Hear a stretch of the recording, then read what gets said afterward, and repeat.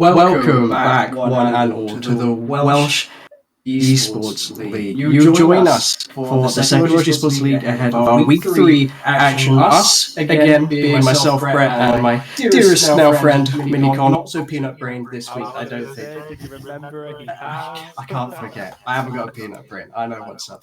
But we do, of course, have a special guest joining us as well. Support for the Swans who are about to play in our first game of the day. Pelican, please introduce yourself and hello. Hi guys, thank you very much for having me. Very welcome. So, of course, you're about to play up against the Robins in our first game of the day. That's for everyone at home watching as well. Of course, you know that. But we kind of wanted to ask you about the games we haven't seen from you. You have been on stream once so far, I think, and you had a very great win against the Artists. So we wanted to check out your wins versus the Dragons and Goats, maybe your opinions, your thoughts. I think you had a timing for us as well. Yeah, so we've done, I like to say, pretty well so far. All our games, they've been sub 25 minutes. It's been really good. Yeah, it's not too bad. But it's nice to see, even though we have been winning, it's nice to see the caliber of the teams have still been improving compared to the last split. Good, yeah. Yeah, it's nice to hear from this end of the desk, right? Because we can have our opinions, but of course, if all the teams are improving at the same time, without being on the inside of those scrims in practice, it's hard for us to tell whether it's just the teams getting closer or if it stayed the same. So to hear that the teams are getting stronger from within the Rift is good news, I think, for us. And of course, the upcoming game as well.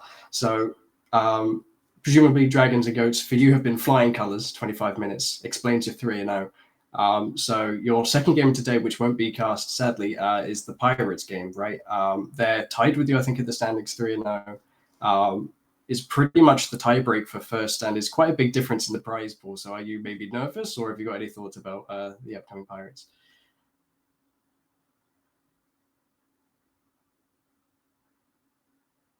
Mm-hmm. Yeah. Really fast if we then don't turn up when it matters. Yeah, it's a good shout, of course. We've talked about it a lot on Cast Minicon, the best of one. So it's really anybody's game when it comes down to a best of one, right? Because even if it's a 1% odds of winning, if you roll that one on the D100, you're pretty happy. And in the best of one, you can't take that one back and roll it again. So absolutely. And hoping for the best for you. Yeah. Pelican, ever so quickly, with that there, how do you feel? You're going in so well with the best of one so far, but do you ever feel like maybe you'd have a little bit of breathing space in the best of three? Do you think that'd favour you more? Or you guys hot from the best of ones, you're happy to keep that locked in?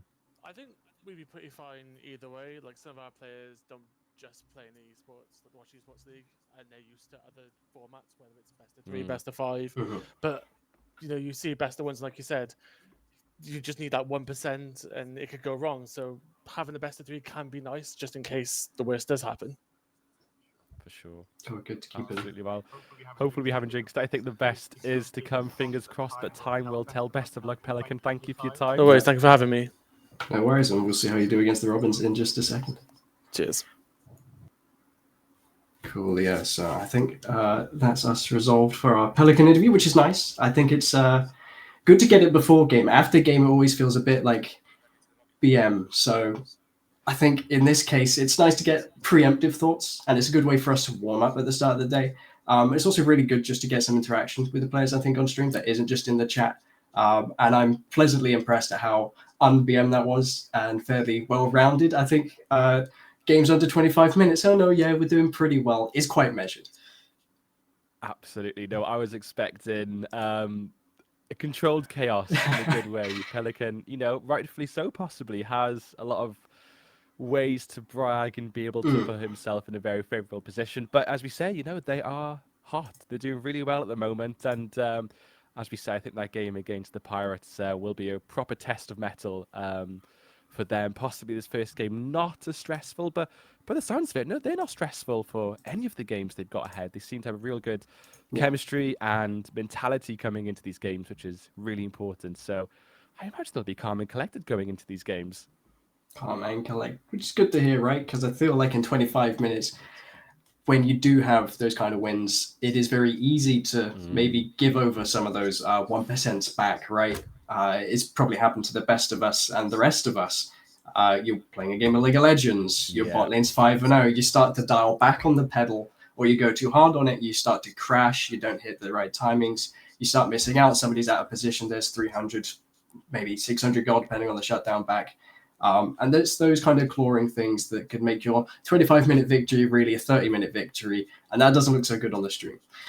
No, you're spot on. I feel like it's easy to have a little bit too much confidence. I feel like, if you're in a 1v1 lane and you feel like you can take on a trade, and the next thing you know, you actually get the worst end of the trade, or you're the jungler feeling a little bit confident, maybe you want a 50-50 the Baron smite because you're thinking, nah, this guy's never going to outsmite me, no chance. And then that's all it takes is one Baron smite to completely spin a game on its head. So confidence can definitely swing both ways, but I'm really intrigued to see how it goes. I feel like they won't let the confidence get ahead of them, though, and will give a cool, measured game. Yeah. And for us, this is another look at the Robins, right? Because we've clearly covered the Swans quite well, having insight directly. So for us, then, maybe it's time to look at the Robins. They have so far lost against the Dragon and the Goats. They are short of a game because of the schedule and some of the buys, so they're going to get some extra games in now. So for them, having lost to Goats and Dragons, who are both sat 1 and 2, it's important for them to get a win to tie. And then if they wanted to reach for more than 6th, they could then reach for 3rd, 4th. And it would have to be this game. It is unlikely. I don't know if it would be 1%. Maybe the odds are bigger. But what do you put for the Robins odds here, and maybe how they have to surprise us in this game? That's it. I feel like there is an opportunity to be surprised. The potential is there. The opportunity is there. But as we say, with this format, it really is a case that you can't let your morals get knocked by any means, because if you're sitting on your hands, you're thinking, oh, we're middle of the pack, we'll see how it goes. You've got to go in with every single thought of winning, because every game is ever so important. And I've got faith. I have faith in the Robins. As we say, we haven't seen too many showings from them, but I've got faith. I'm really excited to see how they get on, especially in this upcoming game as well. So I have faith. I feel like they can do it. How do you feel like, Brett? Do you go in with as much wishful whimsy as me, or are you a little bit more controlled? I like the whimsy. It's one of those things, right? You have to separate heart from head. In my heart, I think it's possible. In my head, it's less likely. I can think about it and maybe get mathematical 1% just to bring it up again. It's never 100% odds, right? You can't ever say that. So the Robins definitely have to play, and I feel like pick and draft towards that upset potential, right? They've had some fantastic showings on the Darius. I'm still a fan of Harry, and I definitely believe in him being able to show up against up the caliber in terms of player rank or whatever. I think Harry's definitely the one to take that as a challenge and not as a threat. So for me, the Robins definitely have a weird kind of guile. I don't know if they have a cunning, but they have this impression to me as like a really tenacious team. So even up against tough opponents in the Swans, in the Battle of the Birds, they can, birds of a feather, stick together and come up with some more metaphors. You're absolutely spot on. And we say that Darius has an immense potential to really turn a game on its head. As we remember from last week, the Darius was doing incredibly well in the early to mid game. Did slightly fall off towards the end there, of course. So I feel like it's definitely a champion you want to maximize as early and as soon as you can, especially with the big lead like you had last week. But there is potential to be had. As we say, is the 1% to 99% the reality? Quite possibly, but I'm very excited to see how it all pans out very shortly. Yeah, because we have the draft, I think, going on ahead of us as well. So as much as we talked up the Darius, it seems that they don't want to give over that bigger than 1% chance with the Darius in play, taking that one away. I think the Kaiser is not really a surprise to me. The Greg is fairly stable. I love to see the LeBlanc again here for Harry. So far looking fairly good for the Robins. Absolutely there. I'm enjoying the LeBlanc, always a solid little champ to have in there. And of course, Harry is a fan of the LeBlanc, has a few games in his back pocket, so I'm excited to see. He does seem like a mage player himself, so again, this is something totally within his comfort zone, so that's always good to have that stability there in the mid lane. Whether they need it, whether they need that stability, we'll see, but I like to see that LeBlanc come through there and get that locked in. Yeah, may struggle against the Castle, which is the answer here. LeBlanc, of course, can be explosive, depending on some of their spells as well, can gain advantage in that lane, but of course, Castle, we saw it before, we've had to count down those minute timers, I think it was week 1, and that Castle didn't, just came alive maybe 20 minutes early. I think that was the Swans game as well, so this Castle is definitely a threat here with all the anti-magic. LeBlanc could struggle there, the silence as well, potent.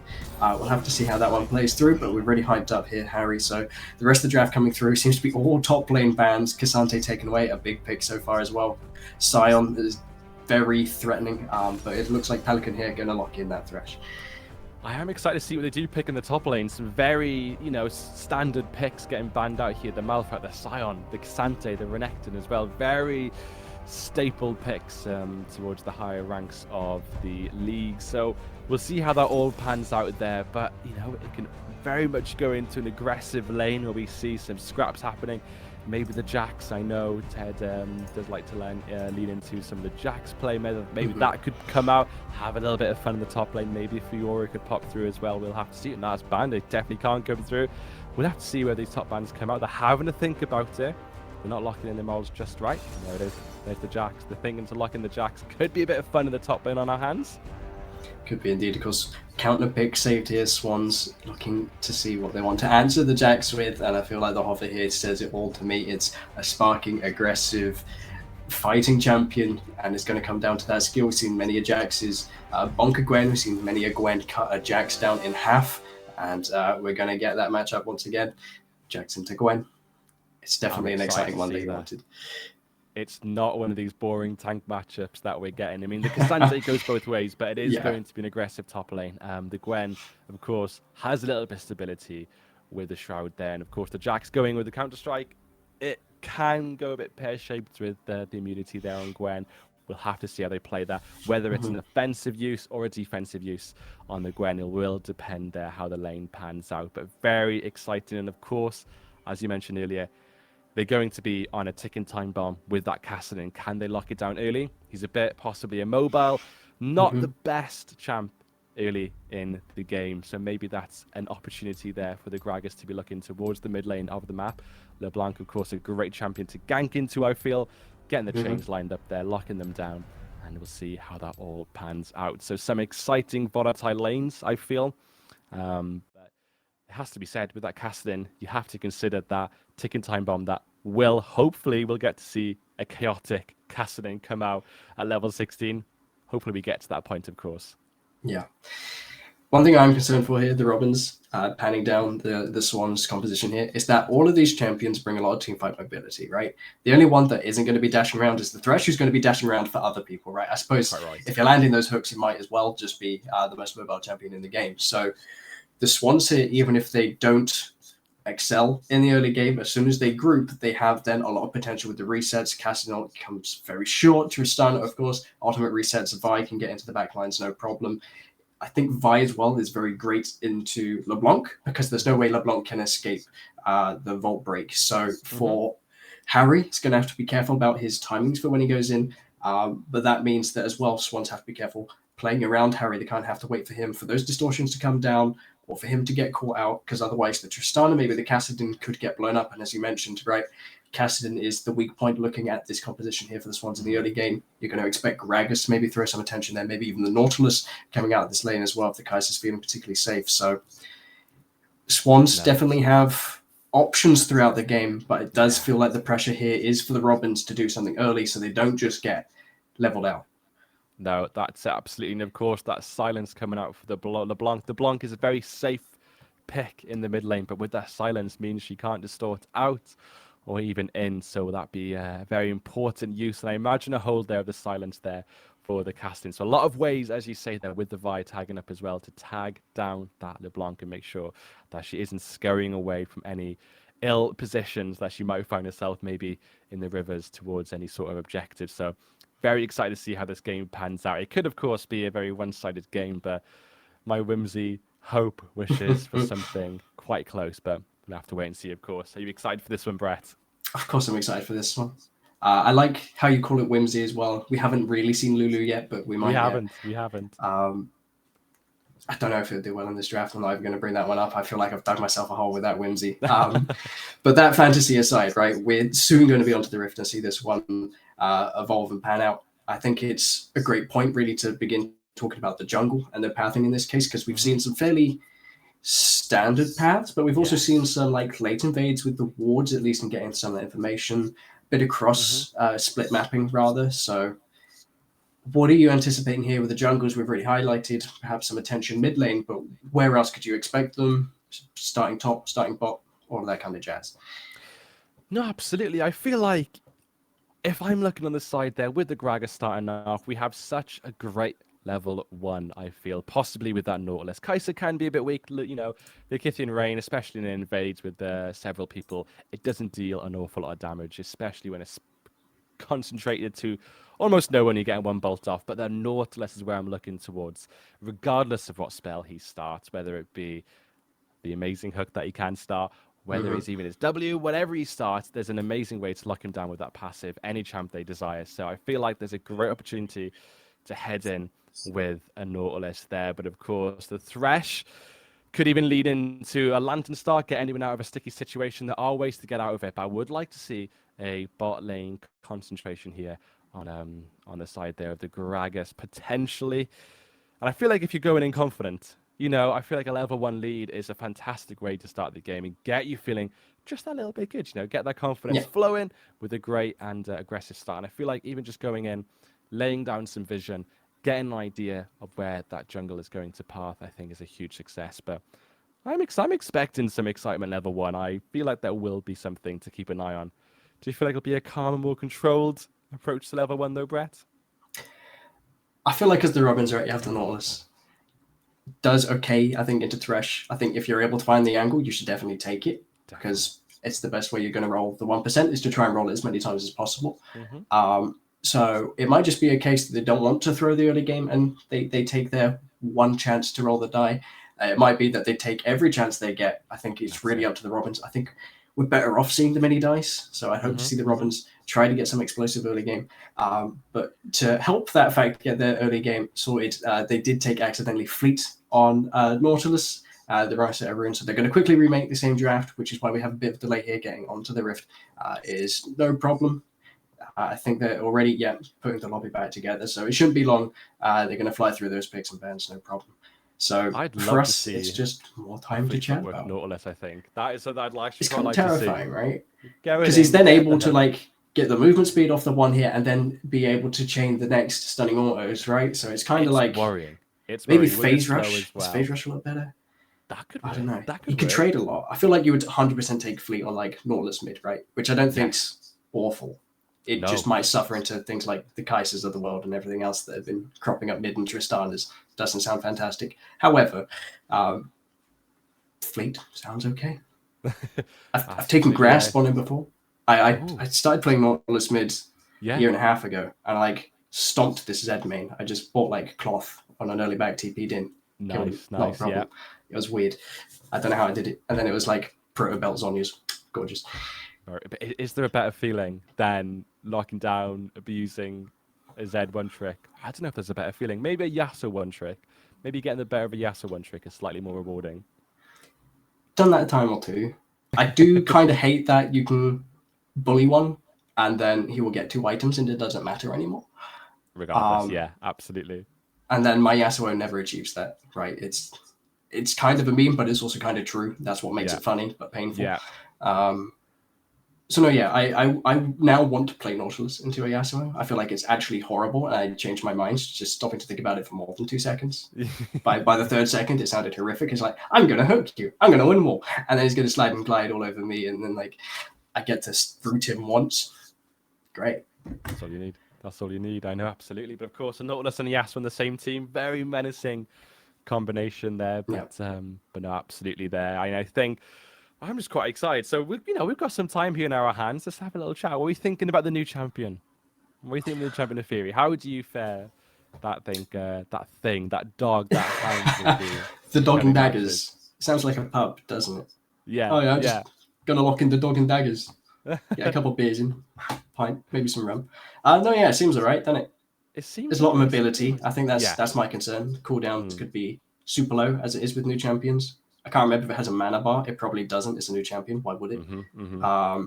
Outside of those hesitations, seems pretty okay, right? It's just an amount of point and click damage. So if it gets stunned, it's done. But you have a little bit of counterplay. So it's just like a fair Master Yi, I guess. That's it. Absolutely. And no, I had a good conversation with my friend who I was a little bit confused, reluctant to a champion that's basically just a dog. I thought it looked a bit out of place, a bit weird. But then, of course, they said when you play Nidalee, you're basically a dog for half the match. And that kind of put it into perspective that it isn't actually as crazy as it initially seemed. It seemed a bit odd at first. There's definitely more things in League of Legends that can break immersion, right? Yes. Like, I feel like you take anything from Bandle City or from half the things from Zorn, and it's like, okay, my like headcanon here is ruined. We got hairy pixies and a blob of goo. Yes. Right, and those feel a lot more harder to explain than a demon-possessed pack of dogs. This is true. You're absolutely spot on there. Yeah. I think we've definitely had more questionable champions. I mean, even to an extent, Seraphine. I mean, that was it worked, which is bizarre, but it's quite a bizarre champ. Getting charmed by her amazing voice. I mean, I don't know who you came up with that, but I digress. But very much looking forward to heading into this game. That I've got myself genuinely excited for this game. Good, because we were concerned coming to this game, right? We heard the stat from Pelican, games under 25 minutes. And now we've talked ourselves up about it. There's definitely rooms and angles here for the Robins. We've highlighted as well that the players are definitely a lot more tenacious. I think the 2 losses they've had have been fantastic losses in a weird way. So, yes, they're 0-2, but it's the best 0-2 look you can have. Yeah. They might go 0-3, but I'd love to see them at minimum continue the best 0-3 look you could have. Absolutely. No, absolutely. And that's a good floor to start with. And I feel like for the Robins, it's a good game. These guys are tough competition. And I feel like it's good to even if it's a loss, it would be tragic for their standing. But if it's a good loss, as we say, if it's a loss that has real opportunities where it's a clear misplay, but you can pin down that loss to that one clear play, for example, and there's great success around that. I feel like that's quite positive, heading into the next couple of games. But it would be devastating for them and their future potential. But you never know. There is potential. There is the odd thing. I feel like there's a good loss. There's a good loss and there's a bad loss. There's a 90-minute FF, as Pelican said, and there's a slightly more righteous loss to have. So I feel like even if it is a loss, if there's opportunities and areas where a lane really did well, that's got to fill you with a bit of confidence heading into the next couple of games. I think the best example I can draw on this, my mind always goes to MSI 2018, RNG versus Fnatic, right? And this is the year that Fnatic made finals in the next split, right? They played a best of 3 against RNG. They lost 0-3, but Reckless got a pentakill and a quadra, and they almost won at least 2 of the games, and the other one was close. And it's like, there is a world where that's a Fnatic 3-0 or 3-1, but instead it is like kind of Uzi being Uzi, and Xiaohu being Xiaohu. It was a really Yeah. odd game, but that is the example, the point you're making of like a close 3-0, where it's like, oh, you got smashed, and then you watch the games like, oh, that's not so much of a smash. Yeah. And that's kind of what I think the Robbers are here aiming for. And as well, like you say, the potential could be in their favor. The other way of spinning this one is that it could be here that the Swans are looking ahead to the Pirates game. That's it. It's harder to spin because Pelican was so reserved and I don't want to say uncaring, but I guess stoic in that sense. There's like, yes, we do it in 25 minutes, but that's just because we're like clean. I don't think we really care necessarily about what opponents are doing. It's more about how well we are playing. If they oversight this game, they then have to beat the Pirates, and then it's like a tie at best, and they might have to play tiebreak. Yeah. But I don't even think there is tiebreak, right? Because they lose to the Pirates, so they're then seen below them in that even draw. So it's still really, really important for Swans to win this. And it could be that they're too relaxed, or it could be that they're like maybe a little bit nervous, like, oh, Lamau, what if we lose to the Robins? Ha ha ha ha. So we are now hit onto the Rift, and we'll see how the Swans play this one out, whether they seem nervous, and how the Robins maybe come alive with 0-2, nothing to lose.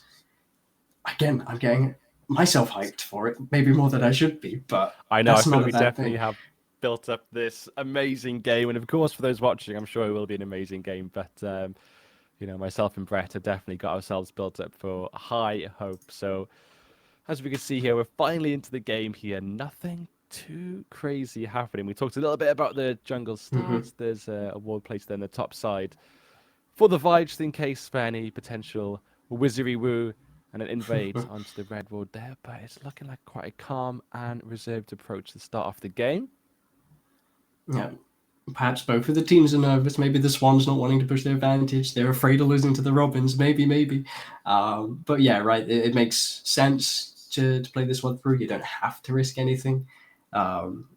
See a bit of coverage ward there as well. Both sides making sure that they aren't going to get swept by a surprising level 1. So I think both the teams there just being aware, but not really either one willing.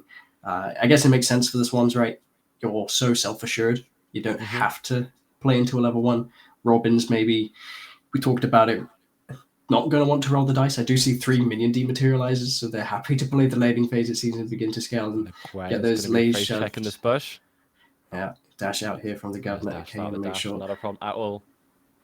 Doesn't get stunned up. I'll lose out here on the level 1, but that is, of course, information for both of the teams knowing that the Jax hasn't started. They won't know where the Gragas is. Has not been given any support, I don't think. Or was there a leash? I was not paying the most attention. I was too busy watching the Vio damage to the red buff and being maybe a little bit surprised by it. But still, right, fairly standard starts. A little bit of information for both teams here on where the junglers are. So stable beginnings. Absolutely, quite a stable start then, as you might expect there for the mid lane there. That range advantage from the LeBlanc, getting the initial push into the mid lane. Not looking to place anything down there and look towards any side lanes by any chance this early into the game. But it's, you know, not an abnormal start there to see there from the LeBlanc getting that push into the wave. Does have the blue ward, the board placed down there onto the camp on the top side there. So did have vision of that Vi take that. And again, I believe this Gragas has still been completely in the dark, but they do have a slight inkling now.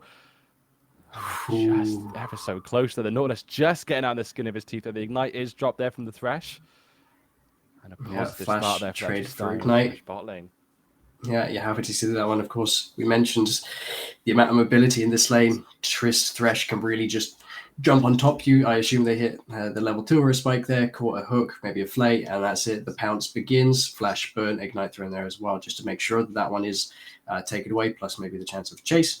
No chance of a chase, but still an advantage there for the bottom lane. Absolutely. I love the Tristana Thresh bot lane. It's so great in being able to just stay extra safe. You got the rocket jump on Tristana. Of course, you've got the lantern there on Thresh. I imagine it'll be quite a difficult lane to look towards a gank for. Maybe that Gragas will, you know, vie against doing such. But of course, if you land that beautiful explosive cast, get that Tristana into an unfavorable position, or even buffer the jump there with a body slam. There is ways to get this Tristana locked down. We'll have to wait and see, though, what they plan on doing towards that bot lane there. But we might get an angle here of the first gank of the game with this Gragas in the tri-bush here in the top side. He's cleared quite fast. He's found his way here into the top side. As you mentioned, did sweep around to the enemy jungle. Dash out from the Governor already. Body slam lands back into the Counter-Strike barrel underneath, under the Hallowed Mist. Going to land it. And first blood there for Tedyed on the Jax. Exactly where you want it. That's exactly what we like to see. Brilliant then, of course, that beautiful body slam. Keeping him into the Counter-Strike then. Locking down that Gwen. That Mist was just not enough there, unfortunately. And there we have it. First blood. And an exciting start there for the top lane, like we expected. You know, this is two people that want to fight. They're not here to take a slow, to farm and, you know, have a slow, gradual game. They're here to fight and get and push advantages. But despite that advantage there, the Gragas did notice that Jax is falling a little bit behind in CS. So I feel like that might alleviate the pressure onto that Jax there. They might have been getting the unfair advantage there on the push there from the Gwen. But as we see here, the Gragas is not resting on his laurels, looking straight towards the bot lane. Yeah, the action comes in. Double knockback with the body slam is massive. Kegler here using the rocket jump just for the slow rather to get out. The lantern already been spent. Flashes forward, does get the kill there onto Lukowi, who is just dead to rights. Amaria flashing forward here for Kegler is able to get the auto to down that one with the plasma as well. And it's Gragas here, finishes this one up. Pelican in trouble. Plasma procs there as well. 2-0 on the Kaiser. 3-1 overall for the Robins and the Drake, I think, to boot. And there it is. The red one is placed onto the dragon. They're looking towards taking this. The Vi taking the wolves there. Pretty certain that there's no way they'll be able to take this dragon off them. And what a great start there from that Gragas. A complete different approach from two junglers here. As we can see, the Vi is taking a much more passive farm approach. But is now making this way over to the dragon. The health advantage and the level advantage is unfavor into that Gragas. The Caston here in the vicinity as well. Riftwalk into the pit. Leon with the Vi able to get there as well. No support from the team. Pelican respawn and is here as well. Smite there for the Vi, going to secure that Drake. So good recognition there from the Swans where they have that strength. Harry losing out on that trade in mid gives priority over to the Gaston, and that is then free reign for that passively farming Vi to then show up on the map and get their first point on the board. So Swans not letting the 1% roll them over.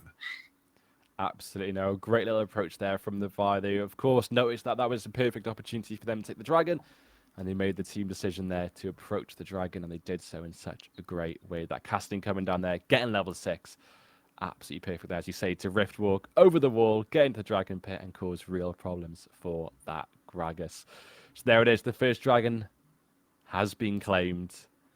And we'll have to wait and see now where these junglers start to look next, because this bot lane has been hooked.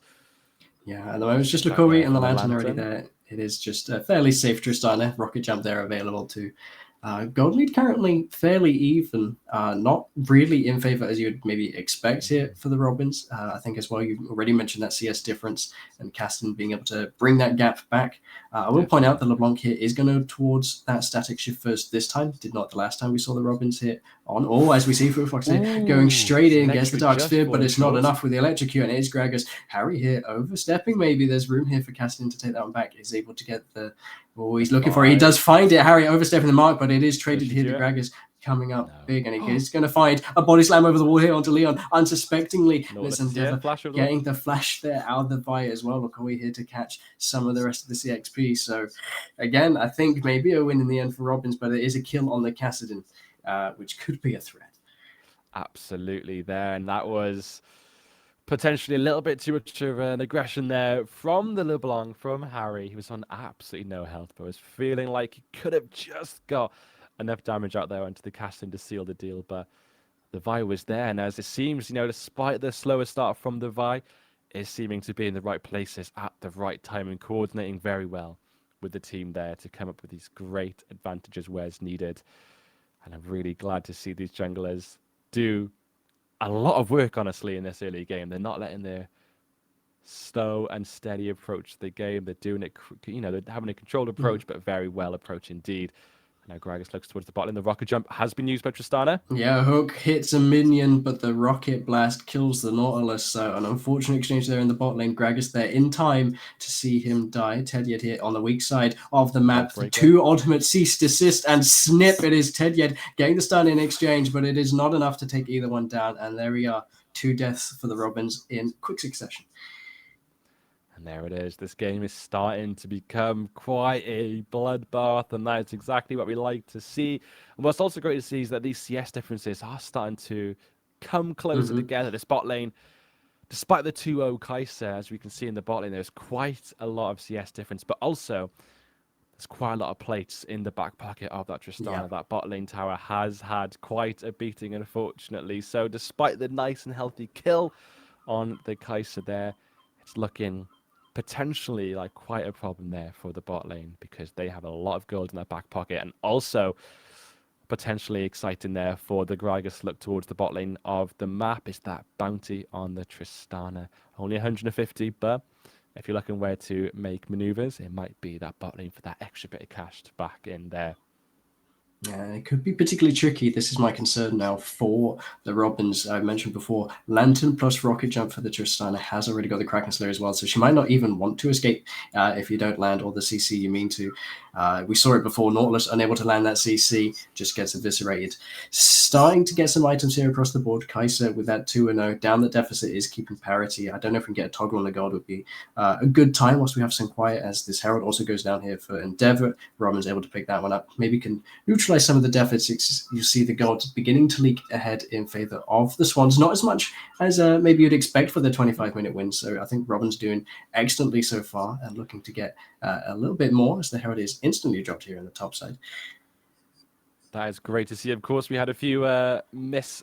Oh, we'll have to hold it, as Leon is not holding any punches, able to find Harry a little far up in the lane, gets in there, no problem. Herald gets the charge, so really it's an equivalent exchange of gold, but gold here being missed by Harry in the end. And speaking of gold being exchanged, McCoy here just about able to get out using the hook defensively, but Kegler might be looking for more here. Definitely has the maneuverability to chase, thinking about it. But speaking of thinking about it, Leon is doing something about it, is able to get under here, is able to use the cease and desist, does lock down the Nautilus, but the shield comes through by some time, exhaust going that way, and it is 450 gold for the Kaiser. I don't think that one was worth.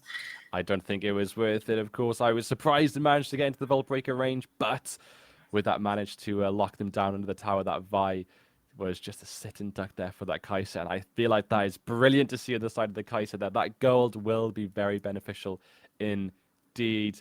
And that static shift there, I think, is a great little item to start into for the Kaiser. This wave is looking quite difficult. The tower is just gone.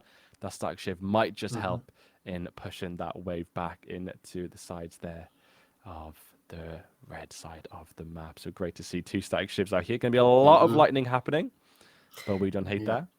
And we got some thunder. Time to ring in some AC/DC, I think, in the between games.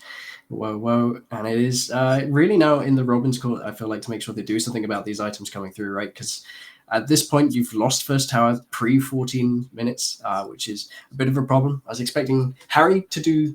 Well, he has done well in this lane. It's really been via Gragas' interference, as we maybe anticipated looking at this mid lane. I was going to make the point before all of the action took way that he was leaning towards some of that AD, so might be able to chip and harass Kassadin more than expected and keep that lane pushed under. This wasn't the case. Harry now a level down. We'll see if that matters as the Drake begins to be fought over. The hook there onto Kassadin's going to buy some time, but in the backside it is the Kaiser going down first, which is not what you want. So it's a free fight here for the Swans, and the snips coming through, and the resets now for Tristana. She's chasing down Harry. He's just going to distort away. Double kill for her in the end, and the rest of the Swans are taking on the other set of wings in the Dragon in that river. Hex already in their favor, which they're going to enjoy. The Chem Tech is also perfect for them, and the Swans are beginning to fly away with this one. And it was such a great little dragon take there. The vision was put down so beautifully, but I don't know if you saw that. Jax was making their way down. He was walking down for such a long time, but of course that TP advantage in the side of the Gwen meant that she could TP to that tri-bush ward and just get the attack way before that Jax could get down there. And of course the Jax decided, okay, I was beaten to that dragon, just going to take this mid wave here. But of course, great to have that TP advantage, and it can just be so potent to get yourself around the map in great opportunities like that. And it's the second dragon onto the side here of the Swans, and I don't expect it to slow down just yet. I can imagine that third one might even be in their back pocket. Oh, Harry, no. Uses the distortion forward. Leon wastes no time, gets in there. Chase forward here is able to get out this time, and the rest of the team is here. Kaiser gets another shutdown, this time onto the Kassadin, a very crucial member. Great response there from the Robins, taking me by surprise even. And it's just ever so unfortunate to miss that hook on Nautilus. That could have been fantastic on that Vi. But positive to see, though. Positive to see. And this Gwen continuing to be a menace. Nautilus look just away missed here, the maybe in the hook. wrong place, but also the right place. Hasn't got the support though, as the rest of the members and Pelican are there to answer that one. Unfortunate. I think I like the approach there from Lukowi. Just hasn't got the vision to back it up, or the allies either. So Amiria here going to be maybe in the sticks with the Gwen here, looking to flank, but might just reset in the end. So again, the Swans coming out ahead, finding some of these little advantages, but it's again not like the Robins haven't got tools to work with. This Gragas has been very successful, and this Kaiser is definitely alive. And we've seen the Robins have success with the Kaiser before. It's just never come fully to fruition, right? Because the Dash has been the star. So it's nice to see the Kaiser get some of the light this time. Absolutely. And, you know, despite how we've been talking about this game, I really do feel like the gold isn't crazy achievable. The Tristana goes in. The ultimate here from Tristana, able to hop in over the wall. That vision coming up trumps again for the Swans. And a bit of a Casticus there. The light shining from Kaiser is going to be seeing grey and darkness for the next 18 seconds, and that could be another tower in favor here of the Swans getting that push. But Harry says otherwise. Static Shiv going to get hooked in response. The bomb stacked up. The Penguin going to explode. Okoye hooks the wall again and is going to get punished by Leon. Again, flashes away, but is still shut down by the dominating Tristana. And this, the Lukowi, every time they get a hook and it misses a champion, it hits the wall, and it's a guaranteed kill every single time on the side of the Swans. They're ever so unfortunate. But as I was just saying, I feel like the gold advantage is just skewed ever so towards the Swans, but it wasn't unachievable. Ew, the TP comes on that dying. Oh, it gets stopped. TP cancelled. I don't know if that's any good for anyone. We'll see what the governor is able to do about it, because he has friends. Harry here over 7 the mark. But as we talked about in the draft, the cease and desist is perfect for that champion. It is now, however, stuck in the backline. Endeavor and Lukowi, the TP coming in this time from Jax, unless Caston is able to cancel it. Check it on the minimap, is able to get through. And it is now Leon looking for the escape, able to use the blast cone to get away. But he is coming into the enemy base here. Kaiser could be able to answer this one with the W, and does so perfectly. You love to see it, and the light keeps shining in the end for Kaiser. The missile down town. Sorry, I just watch it like kill that meaning wave. There should be like a couple autos on that tower, and it's just like okay, sure. That can just neutralize that. That seems balanced. Got 2 of those, by the way. That's going to be fun to siege into. It is. And what's also disgusting, I feel like, is that Navori and the Kraken on that Tristana, they're 7-1, 700 gold bounty.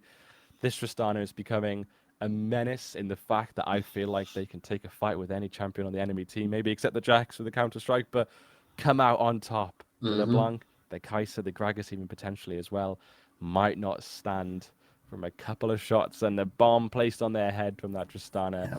It's a disgusting couple of items to have in that Tristana this early into the game. And the waves do not stand a chance. It definitely feels like now it's up to the Tristana to make sure that she's not getting overzealous. But of course, like we mentioned, that Lantern coming into complete effect, they're able to get that tower without any threat, even through the static shift proc. The minions, I think, leveled up, so they didn't die the casters this time round, which is a boon, because otherwise they wouldn't be able to get that tower. So looking good here again for the Swans, able to take those small advantages when we look. Herald's still on the board, but it looks like here they're more interested in this Drake. Currently, not looking the most likely. Of course, Baron has not yet spawned for that 25-minute victory that Pelican was talking about before the draft. We'll see if that begins to evolve towards that direction. Governor having to burn the ultimate before this one. Ted looking quite happy just to walk away from that one. The Snips does land and actually takes more of a chunk out of him than I expected, but it is here. The Swans grouping up in time for this Dragon. Harry splitting, TP available. We'll see what they decide to do about it, because it would be the sole point. Put them towards Soul Point. The Swans here, if they're able to secure this Infernal, is Kegler here. The other side of the wall, looking to go in onto the Nautilus, but the Rocket Blast is shut down. The Counter-Strike is not going to land as he hops over the wall, gets the reset, and is instead looking to take down this Dragon. So that's a kill, and the Dragon there for Swans. Seems all right. That was ever so unfortunate. I don't hate the LeBlanc split push in there. I feel like it would have been quite difficult 5v5 for them to take head into the Dragon Pit.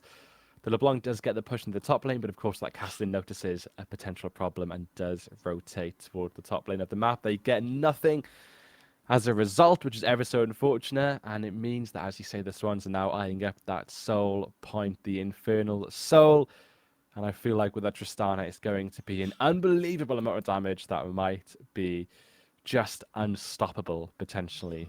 Still a 700 gold bounty in the back pocket, waiting to be taken by one of the champions here on the side of the Robins. We'll see how they'll manage to do that, though, of course. But it's looking ever so exciting here for the Swans. They're rubbing their hands. They've got themselves a nice little goal advantage.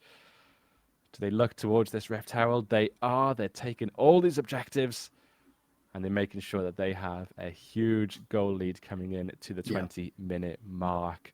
Could it be 25 minutes? I don't feel like it's impossible. They could take this Herald, Baron spawns, and then instantly take the Baron, right? Kassadin almost at 10 stacks on that Rod of Ages. Fully stacked the tier now, should be backing into the Seraph soon. Almost 3 items here for the Tristana. The only counterpoint to this is that the Kaiser is getting there, but the Trist is going to hit that 3 items first. So this is going to be the strongest point. The Swans are going to have Baron spawning in 10, Rift Herald in their pocket. Baron push with Herald is not something you see very often, but we may get it this game as we get engaged here straight onto Lukui again, looking to get some of that vision, but is just going to find a bomb stacked on top of his head. Does land the hook this time where he wants on the wall, but it is not going to get him to safety, unfortunately. So it is now free opportunity here for the Swans to look for this Baron, and it looks like they're going to take it. So it's now, again, in the Robins' court to do something about it if they can. Herald here spawned in the top side with the Kassadin, looking to draw some of that attention, and Gragas is going to be split for what to do. Robin seems split for what to do. Harry's walking up. Amiria, I don't think, has the vision to want to walk up. We see all of that red vision there, and that Baron is just going to be ever so safe and secured. There it is. Baron secured at 20 minutes for the Swans. And that was just so well played there from the Swans, managing to, as you can see there, just put their Gragas Endeavour in such a confused position. Do they want to stop that Herald charge? Does he want to go and prevent that the Baron potentially? It was well played. The Gragas just was not sure what to do, and it means they got 3 dragons. They just used the Herald. They've got a Baron. They're looking menacing. They are looking menacing indeed, and this mountain is becoming potentially quite insurmountable. Yeah. As long as they can hold off for 4 minutes, I consider that a win, really, for the Robins. Of course, the Swans not going to want to let that one go through. Lukui whiffing a hook again, just hits the minion there, helping to clear, but it is Fox over the wall on the Kassadin. One already dead, Lukui gone, no hook to get him out to safety. The tower gone here as well. Harry having to use the distortion to get through the tower and to safety. Endeavour on the wrong side is going to have to use the body slam defensively. In the meantime, Hold Breach here for the Jags is getting something else on the map, but the TP here from Gwen is going to keep that one answered. Has got the Baron buff to support her as well, using the Hallowed Mist and the Snips. Got a bit of a fight and a brawl in the top lane, but in the mid lane and the base, it is a smashing here from the Swans. They find 2 before the camera even gets us there. Kassadin, looking worse for wear, is able to trade it back, but the tower has Harry's back. But it is the Swans not looking to leave the tower standing too much longer at all. The inhibitor gone this time. 3 minutes left on the clock. Dragon spawning soon as well. Tedyard, I think, managed to get out of there. So no win in the top side for the Robins, but a hell of a win in the mid for Swans. It really is so great to see from the Swans. They're noticing that they're always committing one player from the Robins to go on that split push, but they never seem to get anything from it. They've always managed to commit that one player from the side of the Swans to get the rotate and prevent any tower being taken there. This top lane has been attacked and attacked and attacked, and that tower is still standing, albeit quite low, but it's still hanging on in there, and they're doing such a great job of covering their base, but also getting such a fantastic aggression coming through the mid lane there, and they've got the mid inhib. The super minions are going to mean a great deal in pushing that midway forward, and it's going to stretch the Robins even further thin. What will they be able to do here? The dragon is spawning in 20 seconds. It's their sole point here, and I don't feel like they've got much to be able to defend. The Baron will remain up for the majority of this dragon fight. It's going to be hard to see in that top lane. Tower finally does fall. But Bounty gold for the team. We'll take that, but can they get back to use it in time? Not if Lukui gets rocket jumped on again. Is just the victim of this Tristana, who's having a fantastic game. Has hit that 3-item mark and might just get the soul mark to stack on top of that. You can see the ponies. Sorry, not the ponies. Where did that one come from? The Robins backing here to get their last purchases, use their bounty guard, and make a last-ditch effort as this wave gets shoved in here. Emergency, the rocket jump on the minimap here, and does just kill the Gragas. Camera doesn't seem to care, but it is now looking to be a shutdown on Tristana. Has overstepped, able to trade one back again in the end, but shutdown going on to the Kaiser. Will be able to complete the Gwynsu's, means triple evolve for her as well. So we are now in the best position possible, I think, here for the Robins, as they have got their win condition par just about with that Tristana as par as you could probably get for the next couple of minutes. Now, 50 seconds here for them if they want to close this one within their winning record times. Have got seconds here on Endeavor and Harry before they respawn. Hook here onto the minion, but it is a hook here from Lukowi here onto Thresh. See what they can do about it. Counter-Strike going to come up short. Not going to use the Killer Instinct here for iPhone. Pelican here getting a hook, getting knocked up, taking a lot of absorption of spells, but it is now the rest of the team TPing into the fight. The Snips coming across. All of the members. Endeavor has respawned to try and help, but is only able to proc Harvester on a couple of champions before getting taken down, having to drop the barrels here. They are diving here without minions, so Swan's going to have to back up on that one, but so far so good. Harry looking for a little bit extra, able to get the hex drinker out of that one. So Swans taking a rumble, not 100% in their advantage, but still a win for them in the end. That was them. You got to consider, though, despite that, they were missing Kegler, their big damage dealer, and they still managed to hold their ground. Oh, and the Hallowed Mist just mitigates that explosive cast. Then everything is okay there for Gwen, managing to waddle their way out unscathed. And they're going to be looking here to take this top lane. And with that explosive on Tristan, I don't think they'll have any problem taking this top tower. Silver lining, the Robins have survived the 25-minute Doom counter. So the game is in anyone's hands, I feel like, from this point. But it is certainly in Kegler's until he gets hooked around the turret. Has to use the Buster Shot to get out, which means free reign here from Harry. And the Killer Instinct there for the 3-item Kaiser. What can she do about the rest of the members? She's left alone. She just gets one shot there by the Gassadid. Does a fantastic job of finding the target, but there are now so many targets here on the Swans and one less target here on the side of the Robins, and it is free picking here for the Swans. They are definitely the bigger bird today on the Rift, and they are bullying with their beaks and their pecks, and they've been doing it all game. They will now look to chip and peck and prick at these towers. They're not going to be standing for much longer. Look at that one. He's gone. It dies just about as fast as that Nautilus, and it should be here. The Swans closing out the game. That's the second Nexus turret. Nobody here to defend. Jax in the side lane, unable even to get the tower or the back off in time. That's a dead Gragas. It's a Jax getting in, and a huge counter-strike won't even be enough, as the Nexus is surely here to fall, and the Swans go 4-0 at the start of the third week. Unbelievable. Oh, just look at that. A minute out of their 25-minute prediction, but it did seem like a real great game there from the Swans. Another clean execution. That Tristana was an absolute menace, and I feel like despite that Kaiser getting the 700 goal shutdown twice, just wasn't enough there to take back that game there. Ever so unfortunate, but what a dominating performance there from that bot lane. I feel like the Corey, every time was getting a hook, it was having to be in the opposite direction to get out of any heat that was coming their way from the absolute aggression there of the Swans. So congratulations to the Swans, you say, going 4-0 here and doing an incredible job at it in effortless fashion. It's looking good. It's looking good for the Swans indeed. Good indeed. And to be honest, not an awful look, I feel like, again, for the Robins. It is one of those commiseration losses, right? They did certainly have that look, again, of the 3 losses looking fairly healthy. Definitely a lot stronger of an early game, I think, than I could have predicted. Maybe double-check my 1% to come full cycle again back from the draft there.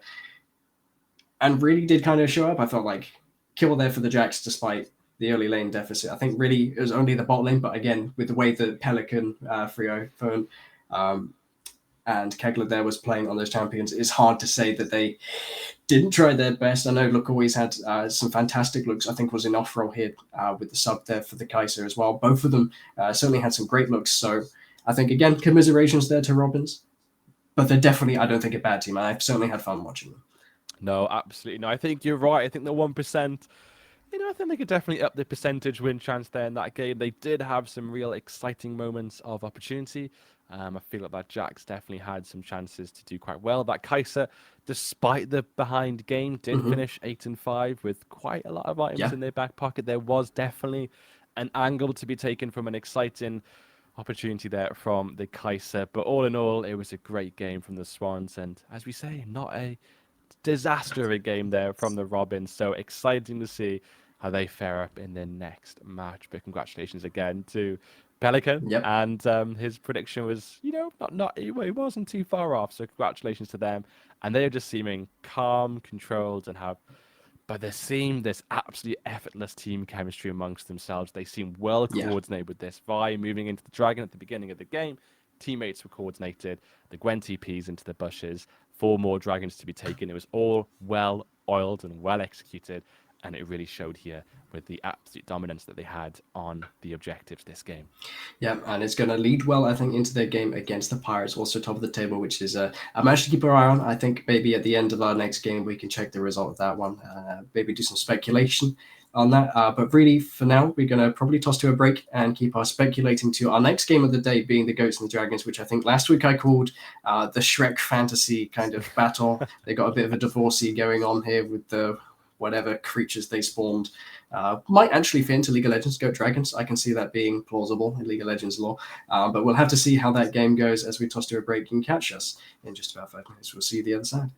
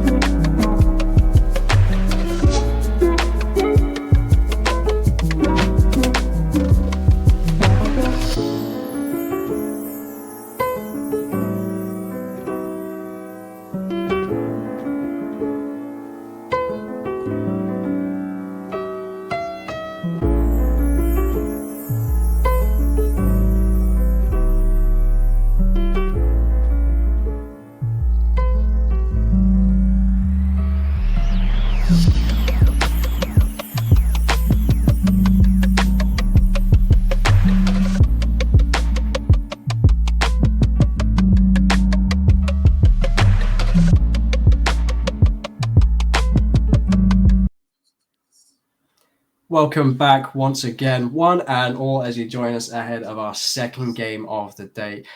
We are, of course, EsportsWales League of Legends League, and we are at our week 3. We've just had a fantastic game where the Robins took a couple of names against the Swans, but were sadly unsuccessful, and an entertaining game all the same. But I think at the start of the day, Minicon, you and I were quite excited about this one. Both of these teams are 1 and 2, the Goats and the Dragons. They seem pretty evenly matched as well. So I think both of us are just super excited to get started into this one.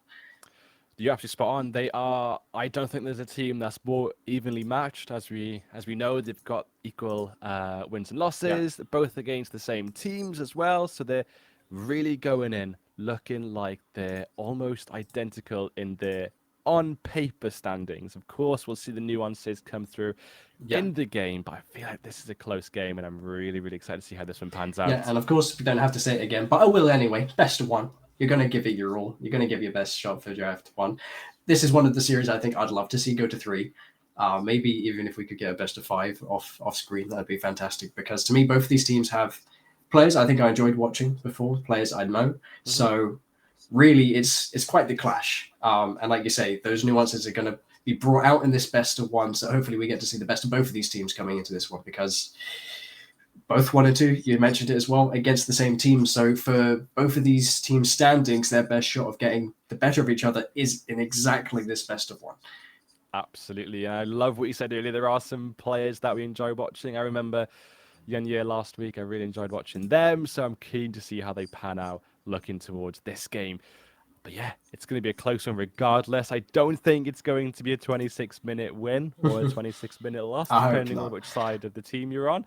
But I feel like it will be a close game. Hopefully a game that means we're getting a few skew team fights in the Dragon Pit or Baron Pit, which I felt like was a little bit lackluster in the previous game. The objectives felt like they were already decided through vision and through team power, because as we know, the Swans were so far ahead that their Baron was completely uncontested. The Gragas was unsure to go top, to go Baron.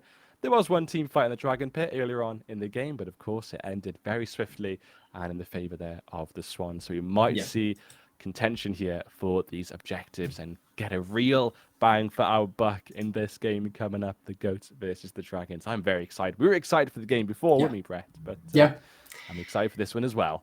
Yeah, which is good news, right? Because it just means better viewing experience for all of us and everyone. And I think I was pleasantly surprised by the previous game. I mean, I was joking about the 1%. I don't mean to bring it up again. I feel like I've driven that one into the earth and below, straight into the core. So for this one to not be a 1% is particularly exciting, right? And the other way, it's not, can they do it or not? And then be like, oh, well, they did a good game, which was still fantastic, I think, from the Robins. And I think we did...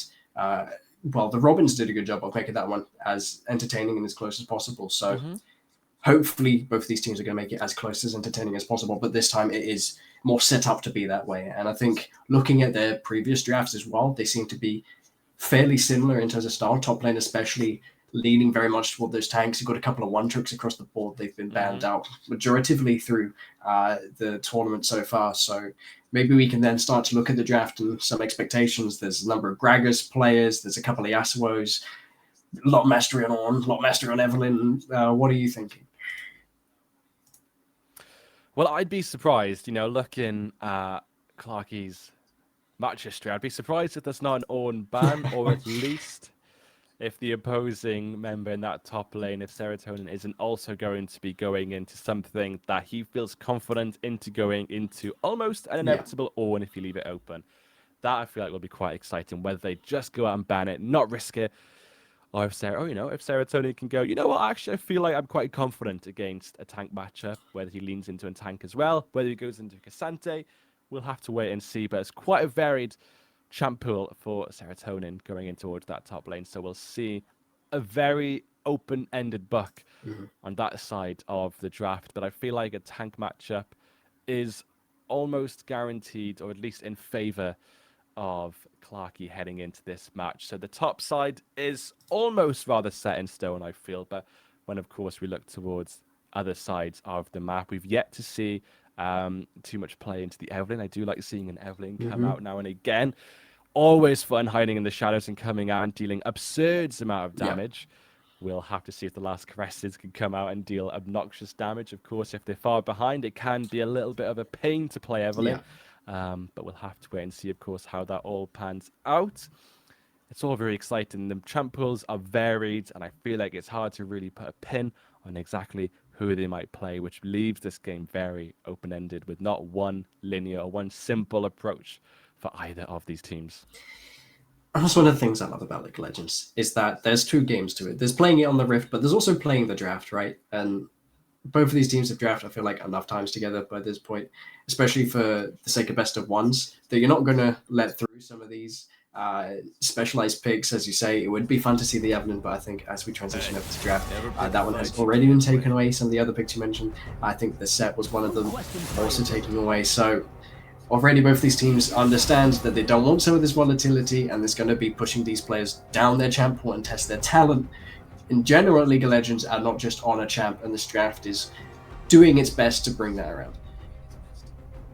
That's it, and they're not letting anything slip through the net there. As we can see that Evelyn take it out. They don't want to see it. They appreciate and they respect the opponent, which I feel like is paramount in this kind of game. They're both 1 and 2. The respect has to be there. No one is better than anyone on paper at this moment. There's no egoing to be had.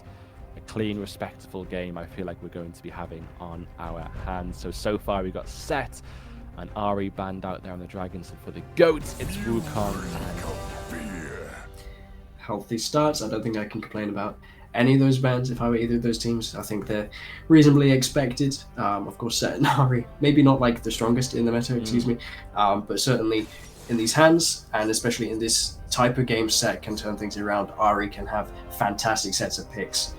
So they feel reasonable to take away. Wukong, of course, maybe nerfed is a consideration on this patch, but definitely still not by any means a weak champion. And of course, the Evelyn we don't need to discuss again. So great starts, I think, in terms of the bans. Absolutely, absolutely. And I feel like Wukong definitely had a lot more priority in previous patches, but as we say, I think the ban is respectable. He's definitely not a champ that has been completely wiped off the face of this earth. They're completely irrelevant. As we see there from the draft, of course, the Ornn is taken out, which again is a complete respectful ban. They're not letting anything slip through the net that they think is a power pick for any of these players. And the Ornn is very much a power pick for Clarky there, so we respect that ban coming out. It seems odd that they would ban some from Clarky, right? Because I assume maybe they would deny pick it and don't necessarily want to play it, but the Ornn comes out as well. So Clarky's going to have to go a couple champions deep, Set removed as well. So everything kind of coming through. I do love the Rek'Sai rally though. Absolutely, absolutely. And looking towards and looking down the champ pool and potential picks there. For Clarky, you could lean into a Malphite pick, which is a solid person to be having in the top lane. Yeah, whether, 100%. Of course, rock solid even. To lean into an armor or an AD heavy team where the Malphite would thrive. We'll have to wait and see, of course. We've just got the bot lane revealed. Hovering into that Karma there, imagine. Also going into support, and I'd expect to see an AD picked up here on the side of the GOATs. Yeah, Aphelios is a fantastic pick as well. I feel like at this level of play, the nerfs aren't going to feel so much detrimental, and I think paired with the Rel, who's been quite successful so far, although potential for that one to be jungle. Apparently, it's not picked as much. I discovered this the other day playing it. It feels fine in the early levels. It definitely falls off later, where you then begin to struggle to farm, and against a Rek'Sai, that could be troublesome, especially if the Rek'Sai gets ahead. You will end up having no jungle to farm. And I feel like Rek'Sai might perform quite well into Rel. If you're able to A-click the ground, she's not able to get either the gear up, mount up, and such. So, yeah, it is, in fact, the Rel jungle, I believe, as that Rakan is locked in, taking away the Lovers duo. The Xayah locked in, of course, answer there to the Aphelios. So they perhaps respecting the potential that I maybe turned off in that Karma being flexible. And that brings us then to the second phase of bans.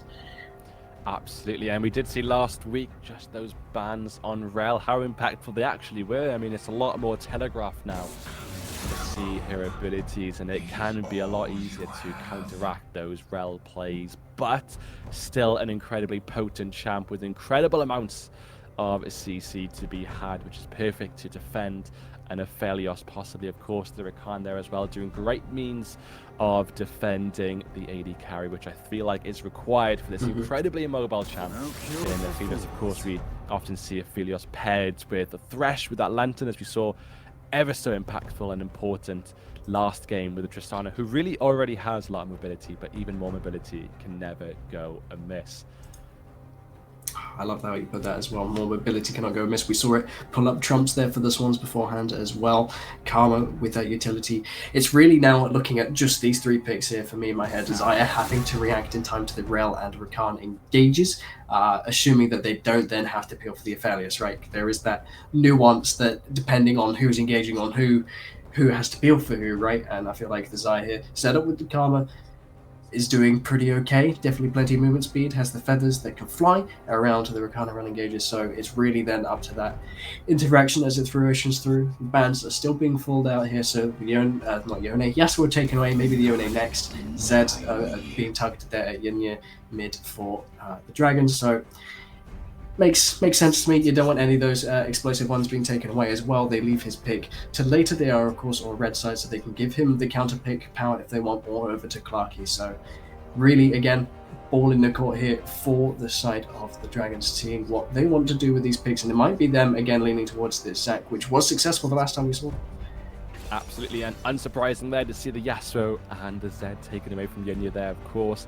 He very much loves his assassins and fighters in the mid lane here. He'll have to look further down his list, whether it's an Akshan, potentially a Pantheon even maybe, to get the roams across the map. But we'll have to wait and see. There, of course, the Zac picked up there. Last week, if you remember, of course, the Zac looked almost like an unfortunate pick earlier into the game. Didn't manage to get as much of as a rotation against the opponent. However, as most tanks do, find themselves with a little bit of gold in their back pockets. Being able to pick up items like a Sunfire can become a menace. And all you need to do as a Zac is slingshot yourself in, knock up a few people, and you've done your job. Whether you die there into the cell division, that's absolutely fine, because back you come, and you've done your job, you've knocked up and done incredible amounts of CC, which is perfect, again, for defending that AD carry. I feel like it's going to be ever so difficult for this team to be able to come forward and attack into the back line of this team. It's looking defensive right now. Oh, and both of these come to rounding out. I absolutely love this. Orianna does so well with 3 of these champions, can slap the ball onto Zac, onto Rel, onto Rakan, and be perfectly happy. We have to keep our eyes so well peeled for all of these angles that you can have, setting up these shockwaves. And of course, they can group people in with the Rel as well. This composition seems very well planned.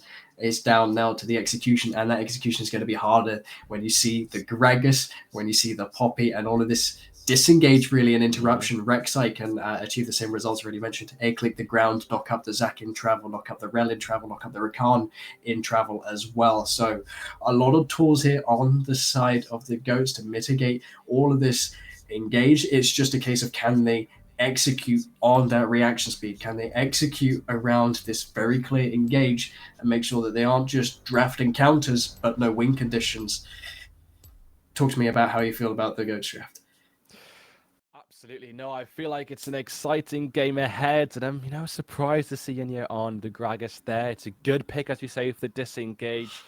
I feel like it's a great pick. I'm not sure who would be better there. Of course, that cask is so great. I feel like would be used defensively, potentially more so, due to just how much opportunity they have to go in on the side of the Dragons there. But I'm really liking the Poppy there again, a great means of disengage. You can get more than one person knocked away, of course, potentially, but we're looking, of course, who's that one person they're going to get knocked away? Who do you think the Poppy is going to be eyeing up to get knocked out of a team fight on the side here for Dr. Nuts? Who do you think they're eyeing up to get out of that team fight?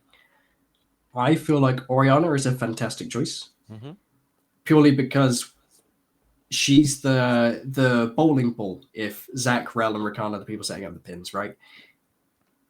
You can then argue the Aphelios, but he's going to be hard to hit with the Vigils. So I think really Poppy's best target is going to be the Orianna, or of course, if we're fighting around objectives, the Rel is going to be the staple choice. It's hard to say you want to aim for the Zac, Rel, and Rakan because they're the ones engaging. By the time you've hit them, they've probably been engaged, right? It's going to be difficult for Poppy to get one off without being cancelled anyway. So I think you have to target the carries. Orianna is going to be the staple one because, of course, as I mentioned, is the key point of that combination. Aphelios is going to be the final nail in any coffin that they have here. So if you can hit Aphelios, fantastic. But I think if you're hitting him, you're better off just sending him to the wall and killing him than sending him away. So I think in that case, Poppy's going to have to be well, it's keeper's verdict, right? So she's going to have to be keeping that one Mhm. under a reserved decision.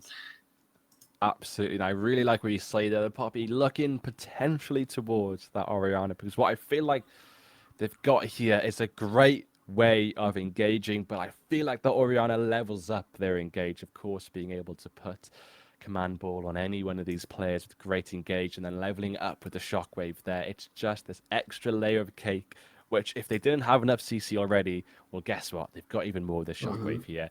And I feel like if you get rid of that one guaranteed means of engage, that's brilliant because, of course, the ball does offer, albeit not a huge amount of stats, it does pad your stats just a little bit. And on an already tanky, strong player with great engage, I feel like every little helps, and that that Oriana is just going to be a menace. But Zaya's a great pick here, of course. Feathers fly, being able to get out of any initial engage. There are a lot of means of engaging, whether they stagger it and wait for that to be used before committing further, commit into a team fight. But it's a great pick here from Goma Boy, and I'm excited to see when and how they use that and which means of engage is most important for them to have to dodge out. Yeah, man. Like you say, right? It's a point we can only cover so many times until we see it. Is Zaya going to be able to react in time? Are the counter engagers going to come out in time? Is this steadfast presence going to interrupt all three? Because of course you then consider, well, if we know that we have to consider all these counter engage options, do we have to go in one by one, kind of like a Noah's Ark situation, ferry Oriana and Aphelios out of the tide onto that ship and go, right, okay, Rakan's going to go first because he's like the squishiest, and if he gets counter engaged, that's fine because he can shield back out and work on Peel. That's their free reign for the rail to get the flash engage ult. Zac into the backline after that, and a shockwave between the two is going to bring all of those pins together for the Aphelios then to knock those ones down. So it's very much, I can't say it enough, in the hands of the players to play this one out. I feel like these drafts are both so well set up. I'm slightly concerned for the rail as the game scales on. Same for the Zac, right? The tanks, they're going to do fantastically fine in the early game with those base damages, but that's going to fall off as the game moves forwards, especially with the Karma being able to kite backwards and those shields repeatedly here for the Zaya with that Ghost as well. So it's really hard to say, but I feel like it might just be a case, I don't want to say it, that the early game could dictate how this goes, even though the teams are fairly well matched in terms of draft. It might not be evenly matched in terms of like the early game, the Rek'Sai here being very potent, Gragas being a great setup tool, Poppy for the same reason. So I am concerned this could be explosive, but that doesn't at least mean it's going to be chaotic. Absolutely explosive indeed with the Gragas in a game. I feel like we might be having ourselves an explosive game right here. But of course, whether they want to be having a controlled, calm approach to this ever so important game for both the Dragons and the Goats, we'll have to wait and see how they approach it as we're just heading into the game now. And I'm very excited for this one. Of course, the pots fight into there for the Poppy. It might be a slow and casual look towards the top lane. Nothing too chaotic happening, I imagine, but we'll wait and see if any of the junglers decide to commit a top lane gank. I feel like they'll be more beneficial heading towards the mid lane or even that bot lane, which, if gotten ahead, Aphelios in particular can just deal an unbelievable amount of damage. But in saying that, a more slow, gradual approach potentially being looked at there by the Aphelios. Ruth Karoon vying in to picking up a cull and deciding, do you know what, maybe I'll take a slow, gradual CS approach to this game and not make it too chaotic early on. Because, of course, the later they get into this game, getting level 6s, this CC levels up a whole level, of course, with the Magnus Storm, of course, with the knockup coming in from Zac, the Shockwave, maybe even just leaning and waiting towards that level 6 where you have this immense amount of CC. Might be the right play there for the Aphelios to take it slow and then to be quite an unbelievable amount of damage quite quickly as we see him get 1-2 items picked up later on. Yeah, definitely playing towards that later point, as you say, level 6 onwards, maybe closer towards level 11, that 20-minute mark where he's going to have that call completed, maybe 1-2 items minimum, assuming no shenanigans happen that he's not involved with, of course. So definitely seeing a lot more measured, right? If you're that bowling ball, as I'm going to begin to describe this composition a lot more, because it seems to make more and more sense to me. Aphelios is that nice steady arm, right? You're making sure it's not wavering as you toss that ball. It's going to connect the ball to the ground and then let go. I'm not a bowling enthusiast, but the one time I played bowling with my friends and I watched them just do horribly, I felt like an absolute god. And it's like, well, of course you just do these things my way because I know the best. So for me, Aphelios is that nice, reserved, nice casual approach, but making sure that everything is on the straight and narrow. And when you take Cull, your laning phase has to be on the straight and narrow because you are a lot more punishable. But has, of course, got the Rakan to help him out. And staring down the Xayah Karma is not without threat, but is not necessarily, a Draven Nautilus lane per se. Absolutely. And look at this top lane already getting the passive out of that Zac. The damage potentially unexpected there from Clarky, but not to worry, of course, that passive keeping him in tip-top shape, but a passive down on Zac at level 2 is exciting things and may mean a slightly top-sided roam here from the Rex side with that knowledge. Yep. Pathing already up to that side. Of course, starting on that bot side, going to probably aim for this full clear. Hopefully, Poppy can get the wave to bounce out before then, but it seems Rel has ganks of her own design here, walking into the bot lane, going to get the mount up with the movement speed, going to be entering into full tilt right there, going to get the bonus damage. If they're able to connect, but hasn't got any CC, going to be waiting for that crashdown cooldown to come back up, but it is already the kill there. First blood for Rel. You would like that one on Aphelios, but you'll take 400 gold all the same.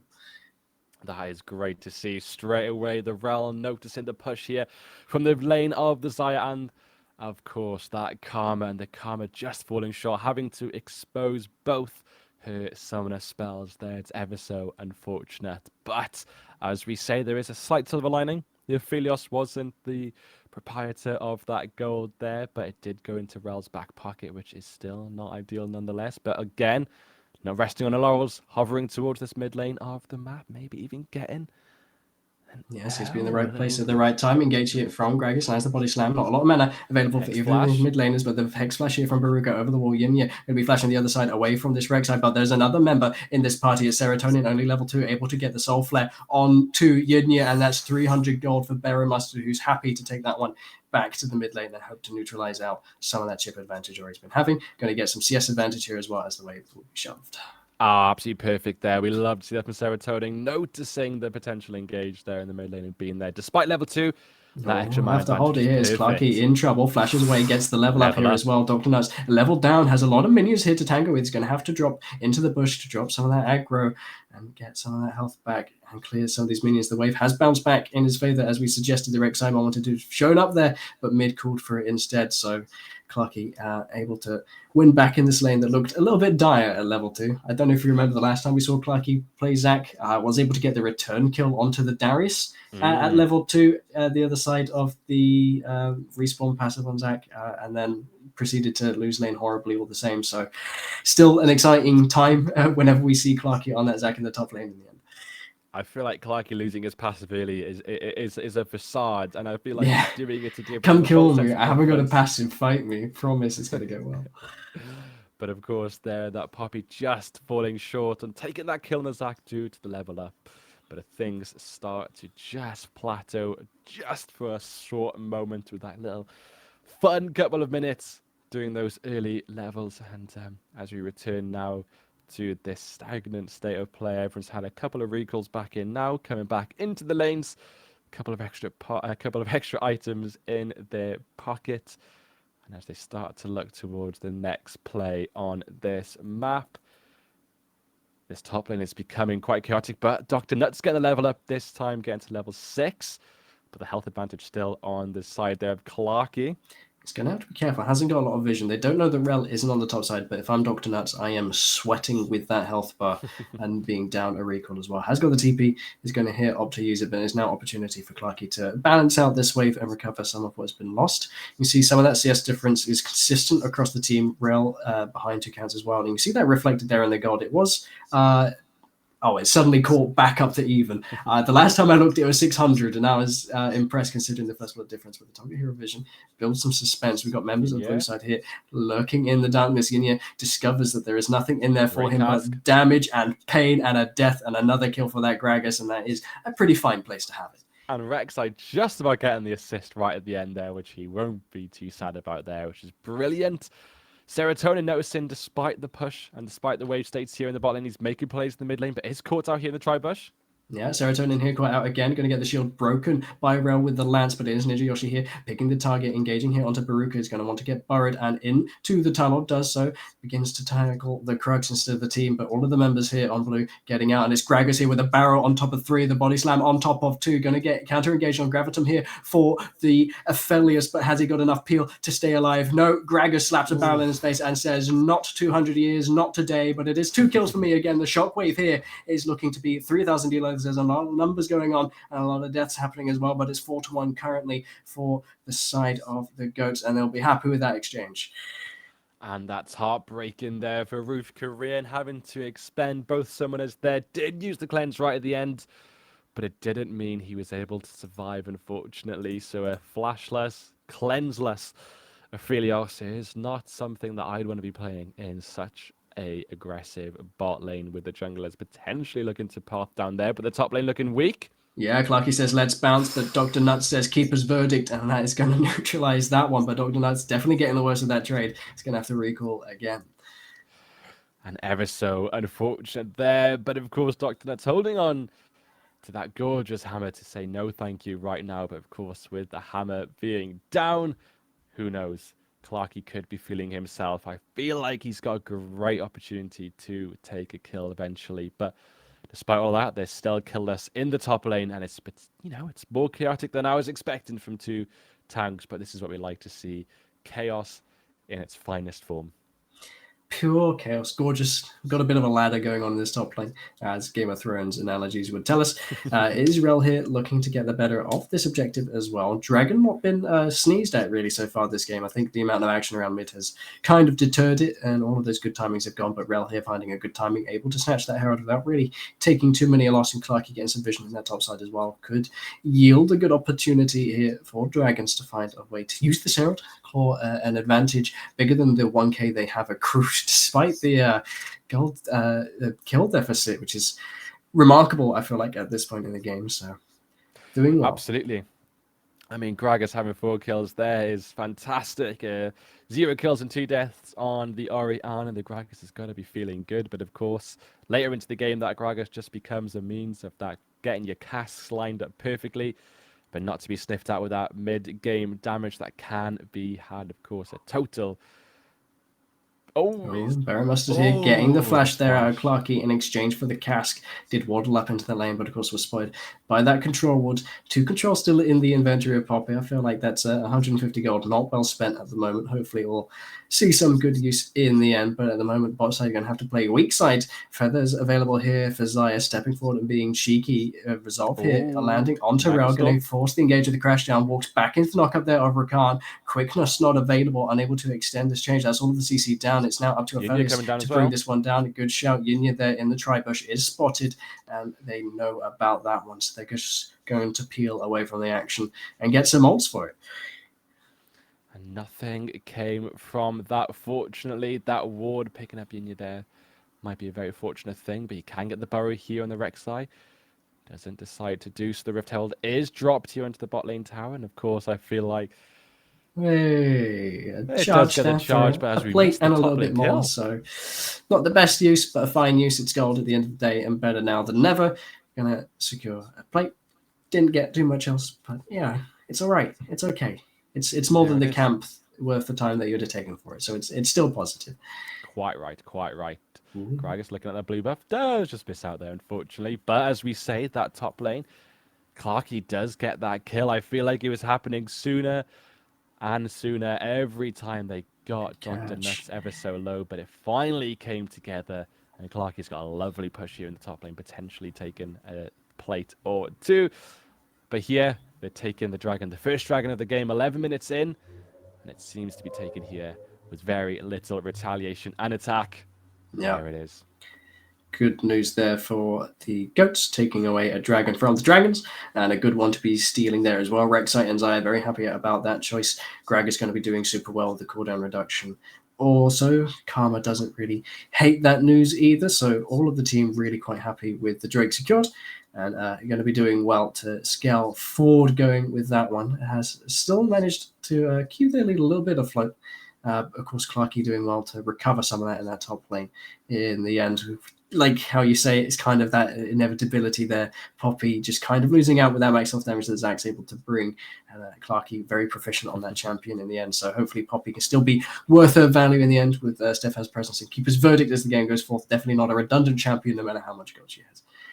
That's it. And I think it's so important to keep an eye on this Gragas. With that kill advantage, he is moving around the map a lot more than we're seeing from the Orianna. The Harvester.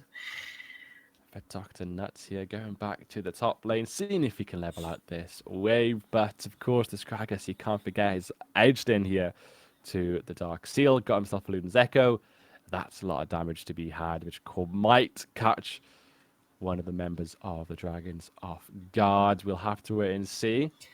Yeah, as well with champions as slow and as bulky as the Rel can certainly catch out a Smite that's waiting around one of these objectives.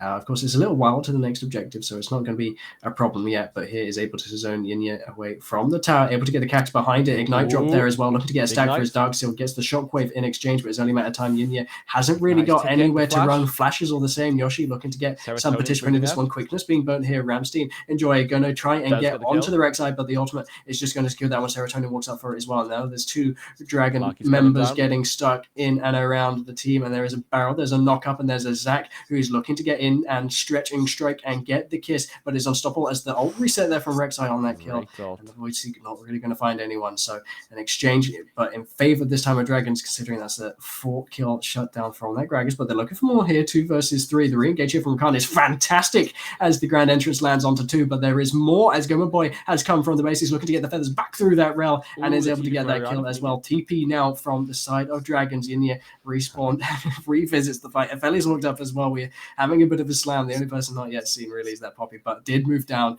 lingering in the vicinity. So really a first look at a huge skirmish and potentially team fights to come. Absolutely a massive little scuffle there. Of course, nothing to really take in terms of objectives. They've already been taken. But it's nice to warm up those fingers and just see where your power lies at the moment and whether you can take any further battles to feel confident about it. The Gragas does unfortunately get his first death, but I think it was onto Rakan. I didn't catch it because Clarkey got his own kill. Rel got first blood, so yeah, it has to be. Rakan was the one getting that shutdown, which is the least ideal of all the members, but it's a shutdown you have claimed all the same, and has put a stomper in the a doorstop, in the flying Gragas that has been going on so far. So still a good look there for the Dragons, I think, winning that exchange in the end.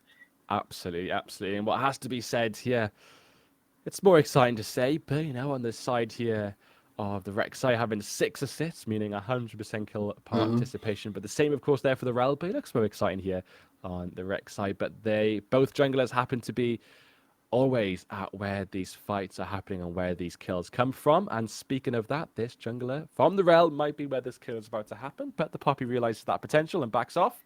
Yeah, but it is the same trio here in the mid lane again. Shockwave just going to bring Yinya closer to this hug, and it is a chomp in the end. Ninja Yoshi able to get his first kill this time. Still 100% participation, but here they're walking into Clarkey, knocking out first. Crash Rel down into the river, but it is unable to do anything as Rek'Sai able to land to the other side of the wall. Serotonin coming in here, waiting for the cooldowns, I think, on Baron Mustard to get the damage down. But there's another leaping strike there from Clarkey, able to get in there. Has got the passive as well. That's the Rek'Sai shut down, but Dr. Nuts here in the vicinity as well. Going to get the knock up there with the Keeper's Verdict onto 2. Passive there from Zach. Spent Electrocute, kills Rel, and they're looking to get the shutdown onto Zach as well, and they do exactly that. So more members means more wins and more kills, and hopefully now looking towards some of these objectives. Herald on the board, Dragon spawning, some towers yet to claim. Absolutely, absolutely. I think it would have been absolutely perfect there for the side. Cleanse out there from Aphelios, getting away from the feathers. A quickness spent as well. Gomer Boy able to get cooldowns in the 1 versus 2.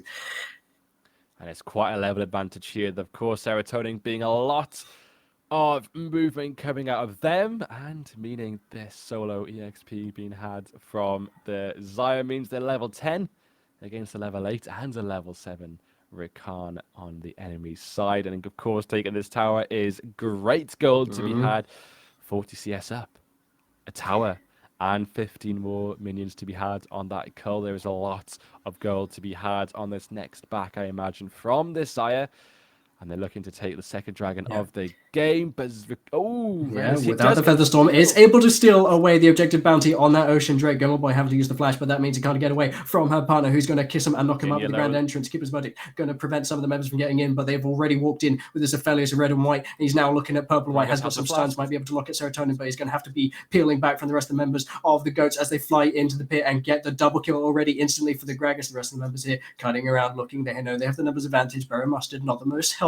Dr. Nuts using the presence to gain some speed, looking to get Ramstein into the wall, able to grand entrance away. They continue the chase, knock up there with the tunnel straight onto Roof Korean. That's a shutdown and a chomp again onto the Aphelios. It's now Rakan without any slammed into the wall this time, knocked up again. Grand entrance away, but the Barrow's the one to claim the ace, and you're very happy if you're a Goats fan.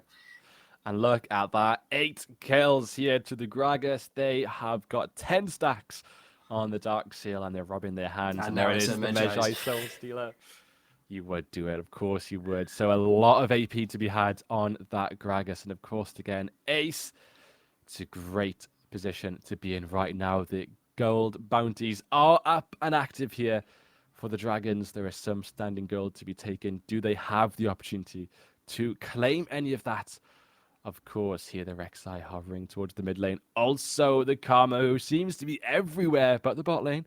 Is doing a great job of backing Still up level 8, of course, is the reason why Gummer Boy is level 11. Steps forward here, going to get a little bit of chip there onto Yinya. It's good to see the real farming. Had been stuck at ATCS, I think, for quite some time. Shockwave here lands onto Serotonin. Overstepping the mark, getting revenge. Yinya finds the pick on the Karma that has put them behind all game. And there we are. There's opportunity now for the Dragons, and they smell it in the water. They could feel it in the earth, but they aren't going to find it this time. They have a bounty available on that Herald if they wanted to flex this advantage. It's not going to be hanging around for too much longer as we approach that 20-minute mark and the time where Baron rears its purple kissable head. Absolutely. Looks so delicious. And that Zai again, such a far push there on the second tier tower.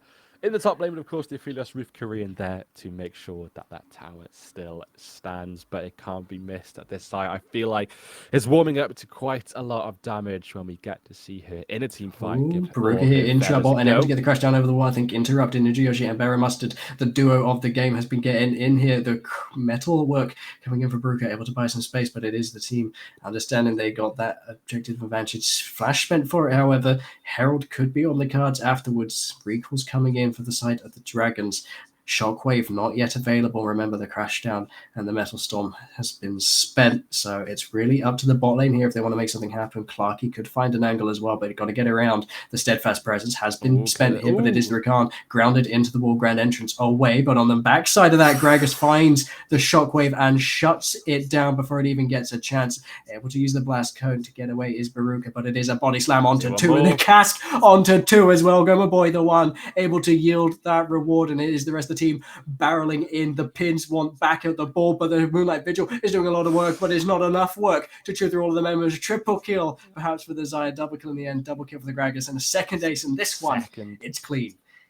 And just like that, I thought it could have been a very easy dragon to take there. They had great positioning, great vision. They could have very much easy to take that Rift Herald, but it has, of course, spawned up to the Baron. Do they look to take that? They do not. They're looking towards this mid lane to open up the map, which I feel like is a great move. Getting this mid tier 1 out of the way opens up the map and allows them to push further up with more confidence. But there we have it. The Baron is up, and I feel like it won't be long before one of these teams looks towards getting that secured. And I feel like the team where it's having this Rek'Sai and its incredible amount of damage, and of course that Gragas with that 22 stacks, 10 and 1, Ludens, Hextech. There's a lot of damage that is coming at you very, very quickly in one go. I think we saw that there on that kill against Orianna. It almost came unbelievably fast, just how quick that Orianna died. Ever so unfortunate there from Yinya, as they look here to potentially set up some vision for this dragon. It's 1-1. Like to point out that Baron Mustard missed 5 gold by not pinging the ward being placed under his barrel. But other than that, a fantastic game, right? As you say, 22 stacks on the Medjay. Definitely an absolute menace, I think, as both of us would describe it. So it's now in the court here of the Dragons to do something about it. The dragon here is spawning. They can concede this one. They could perhaps lean towards setting up for Baron instead. This one is not worth anything. They stole the one beforehand. It is an objective bounty. You would not be upset to get it, but it could cost you a lot. The last 2 times you fought around an objective, it was an ace, and it's only getting worse as this gold lead begins to grow. 7k solidly the advantage here for the goats, and now they are looking to stretch that one as the Infernal Drake is next on the table. Absolutely, and the only person in this game with their second item, I mean, you can argue the Magi stole skill, but with the full item is the Xayah. So, of course, the Navori and the Kraken in the pocket there for the Xayah, and the only person to have 2 full items looking good and strong. And this is what I mean. I feel like this Xayah is starting to deal a lot of damage and is going to be a proper problem in these team fights. Red buff for the moment, but it's going to edge into recall. Dread to think getting even more items. This Xayah is becoming a problem, and we'll have to wait and see where the next play looks to happen. The worry from the Dragons of a potential Baron pick is rife. Vision has been set down to make sure that no one takes it under their noses, and we'll continue to push out these waves and see for something to happen a little bit later on. Yeah. But I feel like we do have a team fight brewing that could be very catastrophic. Could be the ending, and it could also be the start of a comeback. We've talked plenty about how this composition here from the Dragons has so many tools that if you find all of these members in the pit, back to the bowling analogy, you could in fact get a strike, no problem. Of course, the resistance is shred from the Baron as well is going to come up clutch with that item difference as well. So if this is your chance to come back for the Dragons, you're definitely going to want to take it. I don't think you really want to leave this one be, but it seems that the goats here are quite happy to leave it be themselves. Let them play around this Baron instead. They're just going to play the side lanes. So you can see the stacking of these waves, making sure that they're being answered before they start anything on this Baron, clearing out this vision. They are being methodological about it. We've talked enough about the best of ones, and they're not going to risk it at all. They fully understand the win condition of this composition, and they're going to look to play it on their terms as they have done most of this game so far, and play it patient, play it calculated, find the next pick, leave the Baron on the board so that they have to play around that threat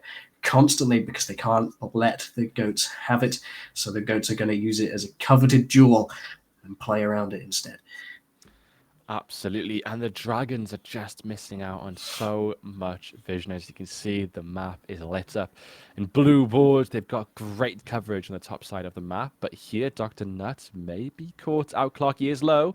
Yeah, check the map though. The rest of the team, the goats, have found out that Rel is on the bottom side of the map and unable to get here onto Dr. Nuts, but they are able to get onto the Baron, and it's already a third of the way. As I started that sentence, it was at half, and now it's just about gone. The smite's going to come through any second, and there it is. Feathers back as well. The Baron going the way of the goats now. It's up to them to bring this one home. They've highlighted the Poppy on the weak side of the map, but they weren't able to do anything about it.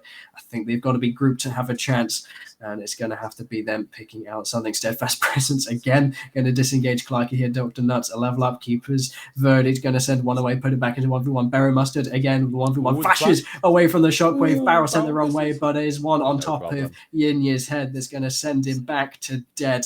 And there it is. There's those advantages again coming up. Trumps Poppy still healthy in that side lane. The mid tower gone. The Rek'Sai and the Xayah shredding through it.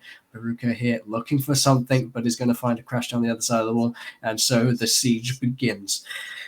And Dr. Nuts absorbing so much pressure, and crucially absorbing the pressure from Baruka, taking that jungler away from that Baron, and there was absolutely nothing the Dragons could do to make sure they weren't taking that Baron. And great take there, but Baruka is back. Boy in trouble, knocked back with the Realm. Magnustorm on top as well. There's no support, however, there's no damage here for the side, but they are able to use their max health. Moonlight Vigil finally arrives, but the rest of the members of the goats are also here. You can see Karma able to trade out the Felius on the top side of the map. Barry Mustard here chasing down the Rakan. Zhonya's out of the serotonin here, looking to keep himself alive. Roof Korean looking low. Ninja Yoshi flashing forward. Can't see anyone to get the knockup. Could be in trouble here, but is able to find it in the end. Is going to be traded there by Yinya, but that is a numbers advantage, and the Baron's still alive for the side of the goats. The TP keeping the minions and that wave alive as well. 2 cannons in it as well, so that's the tower. They're going to get the inhib. How much more are they going to take? They have Baron, there is power had, and it could be taken. They're looking towards this first Nexus tower. Can the Dragons do much about it? Can they looks do much literally about it? Remember, just they flying haven't got up. any of these ults available. Ninia, the only one, Shockwave, but is still dealing with those minions. So they're going to concede that inhibitor. I think the Baron is still alive for a minute or so longer, soon to expire. So they're 20 happy to take seconds on this this win, the dragon. Goats. And the Dragons are just going to have to be happy keeping their Nexus. And that could have potentially been a game-ending play, but thankfully the Dragons are still very much in this game, but it can't be missed just how much damage that Gragas had. He's edged into the Rabadon's death cap. 25 stacks on the Mejai's full stacks there. It's going to be nasty, and there is damage to be had, but of course the LDR on the Xayah, not even the tanky members of the Dragons can be fearless of this side. There is so much damage to be had, and they're taking here the dragon, the third, or rather the fourth dragon of the game, the third dragon on the side here of the Goats, meaning they are on soul point. But will they get there? It seems unlikely. I feel like they have all the cards ready to look towards the end this game. And that's one less card the Dragons have to play. Kaki getting killed, as you say, all of the damage to play with, and that Infernal is just going to amplify that problem. Magnet Storm is just going to pull in the Feathers, double kill instantly there for Goma Boy. 3 alive at the side of the Dragons. This could be it. No Baron required, no Salt required. Just going to walk this one in around the 28-minute mark. Baron Mustard has the ultimate available, is probably hungry to use it. Dr. Nuts zoning, making sure that that ball is not really a threat here from Ninya. Felius has 2 items. It's not anything to hold against the 3 items to hold against the 12-1 Gragas, but is the only card up their sleeve before they get aced if they are going to. So here's Yinya. He's going to get knocked up twice. Here's Rakan. He's going to get knocked up twice as well. Double kill for the Rakan, but it is not going to be enough. Barrel just does 50% of the Felius' damage. There is not enough in the side of the Dragons, but there is plenty in the tank. There are plenty of pins still standing for the side of the Goats, and no Nexus remains for the Dragons as they snatch that one in a tidy 28. 15,000 gold different in the end. It's a big wallet. And that was a game to be had. It was so clean there. In the end, from the Goats, and congratulations to them. Commiserations there, of course, for the Dragons. It does now mean that one team edges slightly further ahead, which they won't be upset about at all. And very well done to the Goats there. The Dragons picking up another loss, which is ever so unfortunate, but still all to be played for there in 2 very good games, both with a lot of life, and that game just giving us something a little bit longer, a little bit more tangible, and something that could, I feel like go either way. But of course, the Goat said, not today. And they did such a good job of cleaning that game up there. Right. I've just taken a look at the matches to set us up for next week, of course, because we have 1 more week remaining, but as well to check on the results, of course, of the Swans. And the Pirates took that game. So the Pirates are the ones that undefeated. Swans are unable to clinch that one, let alone under 25 minutes, just not at all. So I'd love to have seen how that one had gone, but that, I think, cements our top table unless the Pirates drop a game next week against the Robins, which we've seen how that one goes before. Pirates and the Robins looking at that 1% again. But for our next cast next Monday, of course, same time, same place, we are looking at the Artists versus the Goats. So a great look here. The Goats able to take that game. I think they are tied in score with the Artists as well. So this is basically the last position to be fighting for, 3rd versus 4th, potentially 2nd should the Swans drop another game. I think I think they've completed their set of games 5-1. Yes, that makes sense. Yeah, because the bye. So yeah, cementing here. We're going to have the Robins versus the Artists versus the Goats. I was looking at the wrong line. I moved my cursor. I got confused. The Artists versus the Goats for next week. So maybe we can spend a little second hyping up that match for next week. Absolutely. Really excited to see that. A promising look there from the Goats. Can they keep that momentum going into next week? We'll have to wait and see. But what an electric set of games there. Commiserations to the Swans. Looked incredible in this tonight's first game, but just being gotten the better of the Pirates. So congratulations to them. But we'll see, looking into next week, how the table finalizes. Still very exciting to see. I've had an absolute pleasure. Thank you so much, Brett.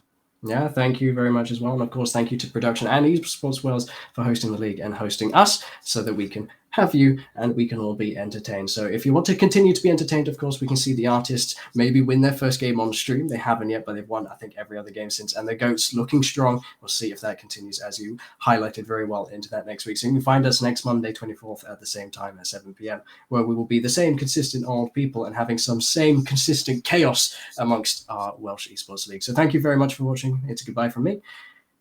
And it's a goodbye from me. Catch you guys next time.